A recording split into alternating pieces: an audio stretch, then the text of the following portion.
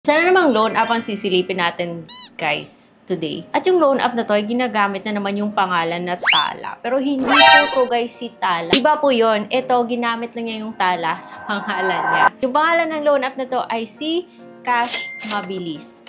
Parang familiar siya, guys. So, kung nakikita niyo yung loan app niya to, ay, huwag niyo munang i-download. Kahit na sinasabi niya nagpapahiram daw siya ng up to 50,000 pesos. Panoorin niyo muna yung video na to kasi mayroon ako mga revelations sa inyo, mga guys. So, stick around. Keep watching.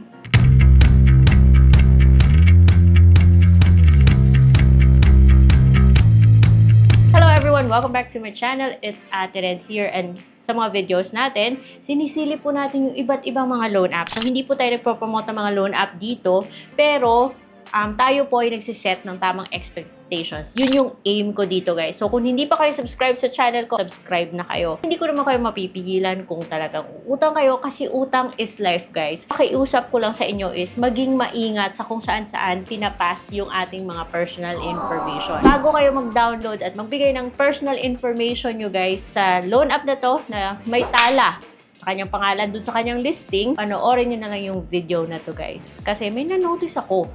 At isi-share ko yan sa inyo para hindi nyo muna subukan tong loan app na to. Sabi niya ay nagpapahiram daw siya ng up to 50,000 pesos. 4 steps lang daw, 3 minutes lang, matatanggap mo na yung pera. That is if approved ka. Convenient kasi online lahat. At 24 hours daw, solve na yung problem mo. Baka naman, naging problema pa siya, diba? Personal loan daw, get multiple personal loans with just one ID. Kinakabahan ako pag sinabing multiple. Then safe, secure loan na worry-free daw. So, the next question is, rehistrado ba yung loan app na to? Meron po siyang privacy agreement. Alam mo yung chine-check nyo pagkatapos nyong ilagay yung phone number tsaka code bago kayo makapag-proceed sa pag-apply? Yon. Doon ko nakita na under siya sa kay umbrella something. Punta ako ng SEC, guys. Hindi ko mahanap si umbrella doon. Kahit na si ABCD, loan lending, wala doon.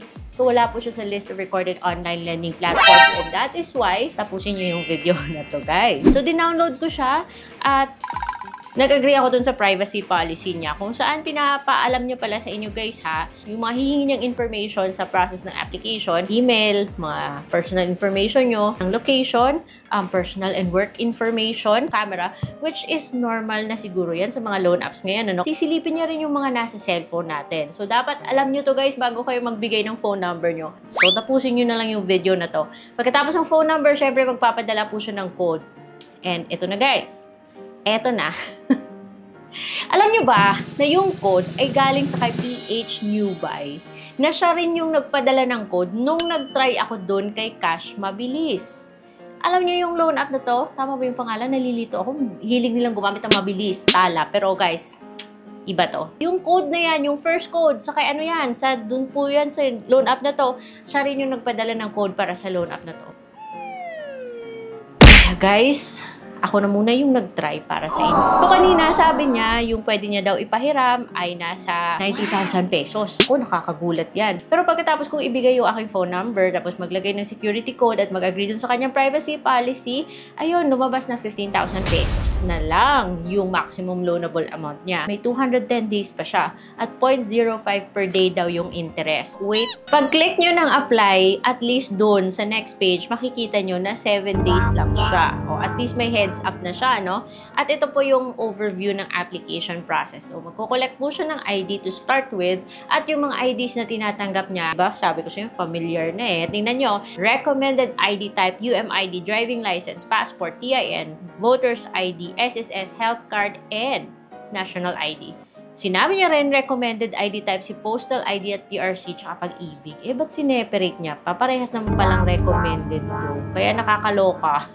Ayan, may instructions siya sa kung paano kunin yung picture ng ID. Regardless of the ID na submit sa kanya, pagkatapos yung i-picture, nakaka-capture niya yung mga information nyo. Galing, ano? And then, magse-selfie ka.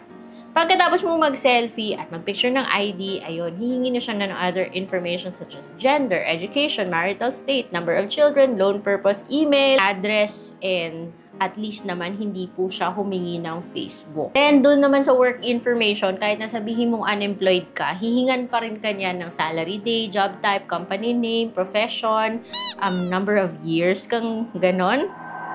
Going to contacts or references, 5 po yung hihingin niya at kukunin mo yun sa phone book mo. Kaya hihingi po siya ng permission na ma-access yung phone book mo. After that, ayun, e-wallet or bank na. So, nasa inyo yan, pero para sa akin, mas safe na e-wallet. Like I said, hindi ko naman kayo mapipigilan, but it's actually just a matter of being careful. So, yung binili ko is GrabPay kasi palaging walang laman yung GrabPay ko and I feel like mas better siya ibigay kaysa sa GCash. No offense meant to GrabPay. Hindi na guys na lumalabas yung kanyang totoong kulay.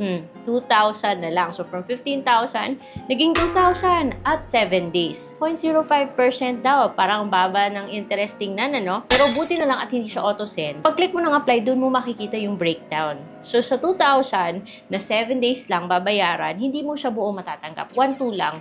Kasi meron po siyang repayment amount na processing fee na 667, 13 pesos na interest daw. Baba ng interest pero bumawi sa processing fee. Diba? Familiar na, no? Same system, same app, same developer. Anyway, so yung payment date, 7 days lang. False advertisement yung pinakita niya sa start na sabi niyang 210 daw. Nasa inyo guys kung gusto niyo pa rin magpatuloy o hindi. Kasi pag click niyo na yung next, ayan, sinabit niya na. Pero okay lang sana kung doon lang siya nag-submit sa loan app na yan. Parang iba't ibang platform yung andito. Kasi nung reviewing na siya, lumabas si Pera Lakas. Anong kinalaman ni Pera Lakas dito sa loan app na to? Bumalik ako sa dashboard while waiting. It took more than 3 minutes para magka-desisyon na reject pala ako. So parang nanguha lang siya ng information, ano? Natakot ako guys kasi akala ko kay Cash Mabilis lang ako nag-a-apply. Pero lumabas po si Pera Lakas nung reviewing na. At nung bumalik ako sa dashboard, meron pang si instant credit. Nakakagulat yung ganito, yung parang hindi mo alam kung saan talaga napupunta yung personal info nyo. So, mga more than 10 minutes, nag-makeup pa ako, nag-prepare pa ako for this video at saka ko nalaman na failed pala. Buti naman failed at wala namang pumasok dun sa GrabPay ko. Kasi ayokong magbayad ng 2,000 on a loan na yung natanggap ko is 1,200 lang. Unfair naman yan. Hindi ko nga alam kung ano yung risk control fee na yan. Eh, bakit sineperate pa niya sa processing fee, di ba? Buti na lang guys na yung loan app na to, meron siyang option na mag-delete. Pero, dapat kasi praning tayo sa mga ganito eh. Anyways, I still requested na ma-delete yung account. Pag-confirm ko na i-delete ko siya, binalik niya ako dun sa login page as if sana naman po, sana po. Tinanggal ko na siya sa cellphone ko because I don't want to have anything to do with this loan app na nakaka-confuse. So, ganun guys, like I said kanina at the start of my video na hindi ko naman kayo mapipigilan, hindi ko naman kayo pwedeng i-lecture na wag umutang, bla bla bla. Pero, yung pakiusap lang is maging maingat kung saan natin sinasabit yung ating personal information because it's very important. Parang gold yung mga personal information natin guys. So, dapat inaalagaan talaga to. And, kung hindi pa kayo subscribe sa channel guys, dapat subscribe kayo dito and click that bell notification button because ako yung nagtatry ng loan app para sa inyo. So, you don't have to. And, hindi kayo mahuli sakaling mag-vlog ako ng totoong legit na loan app. Just like this one, and this one, and more. Hindi ko naman sasabihin na okay yung isang loan app kung hindi siya okay. So, maging responsible borrowers po tayo para kung merong magandang offer, merong legit na loan apps, is ready tayo at malaki yung chance natin na ma-approve. So, that is all for today's vlog and I'll see you next time. Bye!